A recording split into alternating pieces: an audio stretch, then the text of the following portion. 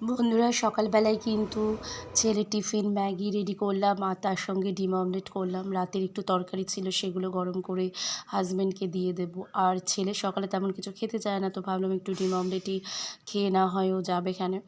আর তারপরে স্কুলে গিয়ে না হয় ম্যাগি খাবে এখানে, তো সেইভাবেই রেডি করেছি। আজ সকালবেলা দেখো ওকে একদম মাফলারটা বের করেছি, আজকে মাফলারটা বের করে কান মুখ জড়িয়ে নিয়ে যাচ্ছি, কারণ সকালে কিন্তু হালকা হালকা হাওয়া দিচ্ছে, যেটা মানে বাচ্চাদের শরীরের পক্ষে খুবই কিন্তু খারাপ, যেহেতু ঠান্ডা লেগে যেতে পারে। সামনে পরীক্ষা রয়েছে ছেলের, তো যে কারণে করা। মাঝে কয়েকদিন কিন্তু মাথায় ওড়না জড়িয়ে নিয়ে যাচ্ছিলাম, কিন্তু এখন যাই হোক আর ওড়না না জড়িয়ে একবারে মাফলারটা বের করলাম। আর এদিকে ছেলেকে দিয়ে এসে দুপুরবেলা রান্না করতে বসে গেছি, আর রান্না করছি রসুন দিয়ে, একেবারে গোটা রসুন দিয়ে হালকা হালকা মাটনের ঝোল। আর এই গোটা রসুনটা কিন্তু হাজব্যান্ডের খুবই ভালো লাগে, যে কারণে দিয়েছি। আর আমি দিয়েছি আমার জন্য আলু, মাটনে আলু না হলে কিন্তু আমার জমেই না।